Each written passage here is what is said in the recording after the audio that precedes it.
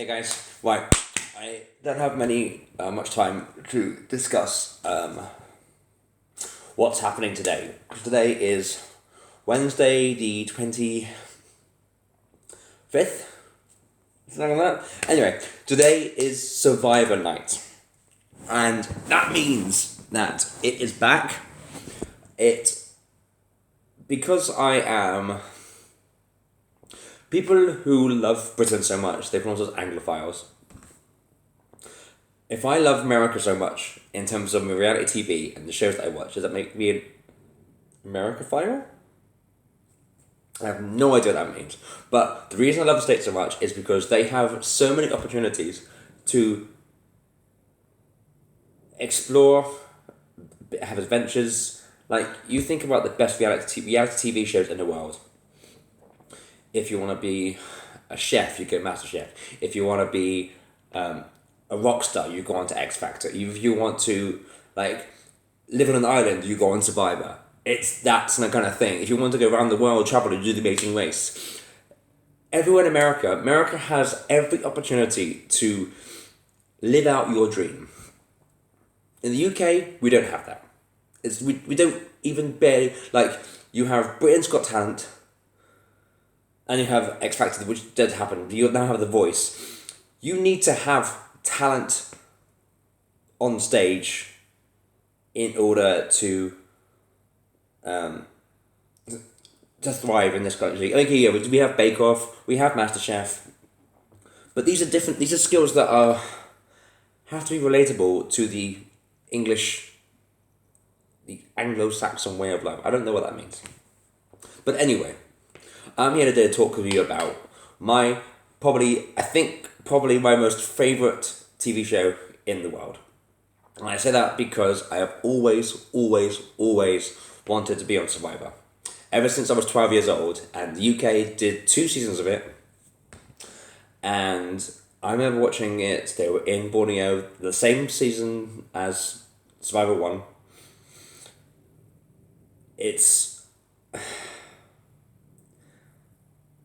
I know deep down in my soul I was born to play this game. And I'm only 31 now, I'm hoping that one day, even if Survivor hasn't lasted that long, I hope it does, I hope it goes on for my entire lifetime, so therefore at least when I'm 50 or I'm now time to play Survivor. But I hope one day I might be an American citizen, I might have a green card, I'm wearing green for it, and I will actually play the game that I know I was born to win. And I hesitated then saying I was born to win because the game will evolve so much in these years that it might not be possible for me to win at that point. I might be too old, or the opportunity might come. But anyway, let's talk about, again, for me, bucket list things to do in my life. If I don't get a chance to be on Survivor, I would love to work on Survivor. Or work where watching people be the rawest, most emotional, most vulnerable, but also the most manipulative, most underhanding, and most greedy do whatever it takes to win $1 million. And that's where you get your head, you got your heart, and your gut. 3 things to win Survivor. You got to use your head to know yourself enough. Your head tells you what you know about yourself in order for you to play this game and progress further. Your heart is sometimes, it's twofold. Your heart sometimes who you're doing this game for, and your heart means who are you voting out for what reason. So your heart plays 2 roles in this game.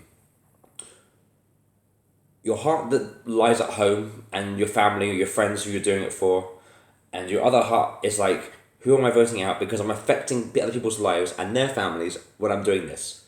That's where your head catches up to your heart. And your gut. Your gut is... It's like that spasm you get when you feel or someone's doing something that you know is wrong or know is not the way that you would do it, but there is no way of you saying it without sounding confrontational, or if you're in a job where you can't do it, your gut goes. And sometimes as a survivor at Tribal Council, you get this guttural sense. The conversation's happening, and you think you know what the plan is, and things like that, and all of a sudden someone says something, and you're like, your gut goes in. And that's that trusting your gut. What does your gut tell you? You have an idol in your pocket, and you all of a sudden go, oh, it's not the hunger, it's not the starvation, but my gut, my actual entity that lives within my gut is saying to me, telling my head, something's not right here. So, all three of the tools you need to win and play Survivor, I have more or less been training my entire life for. I use it now, I use it in hospitality, but I also use it in different things. But anyway, we could call this an audition video, but I want to talk about Survivor 39, Island of the Idols, because there's two ways I could look at it. There's two ways I could... Okay, so if I was a contestant going on this season, had no idea what happened, because the premise is the first day they're all moored up, but they don't meet Jeff Probst at the beach. They literally go two separate tribes, straight away divided, on their beach, make shelter, start your game. You don't see Jeff, you don't do it. All you see is your tribe flag, and it says Island of the Idols. And idols in Survivor are probably the number one thing that give you power, that give you strength, that give you guarantee in the game. If you play it, you don't go home. If you wear it, you don't go home. If you win it, you're not going to Tribal Council. Idols are there to give you a sense of, to not worry about your gut. To know that your head is strong enough to go through it, and your heart is able to make choices where you earned the idol, so therefore you are able to play with whatever part of your body is telling you to do so. So if I was a contestant and I wrapped up on the beach first day and I saw the title Island of the Idols,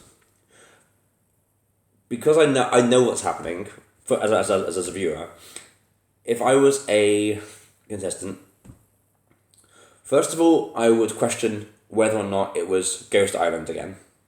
Because Ghost Island was all of the failed artifacts, failed fake idols, failed advantages in the game, legacy advantages, etc., that were used in previous seasons that weren't used correctly, now are back in play and become fully powered idols and items. So, immediately, I won't think it's that again. But it could be because they have used other things again. Like when Exile Island happened in season 12, Cook Islands, the season after that, still had Exile Island. And they had it again a few years after that, and Micronesia and Tocantins. I think Tocantins was the last season they had Exile Island on, I think. Before Hero for Civilians and it carried on to Redemption Island. It's always islands. So, Island of the Idols is a good way to throw misdirect.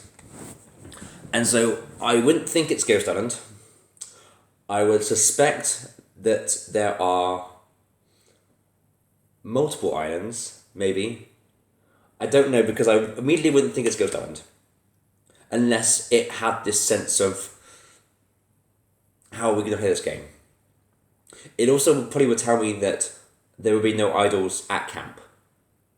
But there'd be advantages, so I might still go looking for them, depending on how the first day is. But because there's no Jeff Probst, tell us what, you have to speculate. But the actual idols are Boston Rob and Sandra. DS 20. Rob has technically won this game twice. I say technically because Rob has only won the game himself once. He got to the end in Survivor All-Stars, but his wife, Amber, won that season. Just because Rob was hated, Amber won instead. And at that point, neither of them cared. Neither of them cared that either won, because at that time they both knew they were in love with each other, and they proposed on the live show, and that was their love story. Sandra, however, has won the game twice. Boston Rob's played 4 times, Sandra's played 3 times. Together they have over 200 days of Survivor experience. They both got $4 million probably between the two of them. that have been used to their families, and they are the absolute god and goddess, queen and lord of the jungle. They are the epitome of what... Excuse me, I'm talking too much and I get a little barrel. That's disgusting. They both have two different ways of playing the game. Being male and female, but also being a dominant force, being to a passive but silent assassin. They both have two opposite ends of the way to win the game, and both were villains in the season 20 Heroes vs Villains. So they both are the ruthless kind of people to win the game, and they will tell you how much it takes to use your head, follow your heart, ignore your heart, and trust your gut.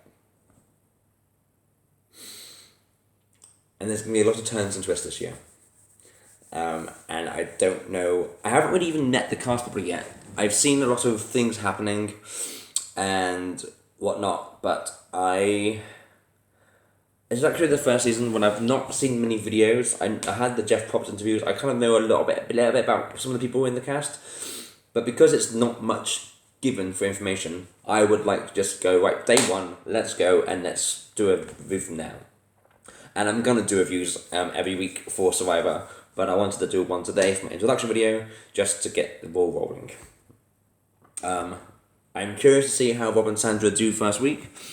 I'm hoping there will be some strong out of the gate hard gameplay, social play, and also tension. But we'll see. Don't know. But the funny thing is though, as a Survivor fan, I don't follow many of this YouTube reviews, but I have a very big shout out to make to Sarah and David from Nerdtainment, because I started watching and following them a few years back for The Amazing Race and for Survivor. I don't watch the Big Brother ones because I think I've kind of outgrown the Big Brother lifestyle, but only because the UK one is so dramatically stupid compared to the American one. And I feel like if I watch American Big Brother, I will start becoming even more obsessed with reality TV, and I won't be able to trust which part of my heart or gut is working.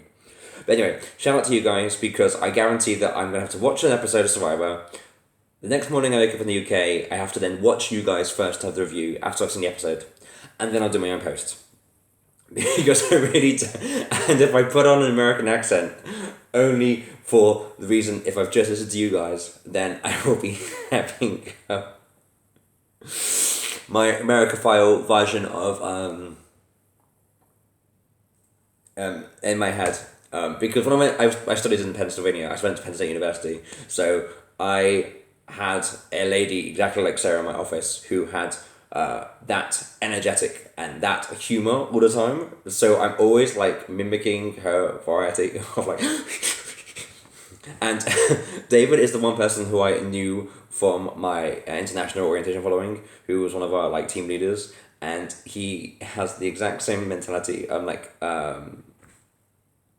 same mannerisms that this guy knew did. So they're both the epitome of best friends of mine from the States. So I might mimic you guys too much, but let's not get ahead of ourselves too much yet.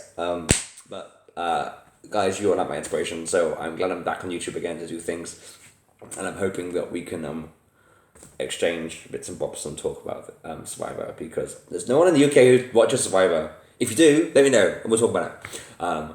But I want to have some viewing parties that we're doing with the RuPaul's Drag Race, but it just doesn't happen here. But I am going to post this on my Facebook and then post this around on my social media to see if anyone is into Survivor in the UK or London, and perhaps we can get together and watch some Survivor together, because I think it will be epic. 15 minutes, I think will be called that long enough, but short enough for one day review. So let's see how this season goes. Survivor's ready. Stop.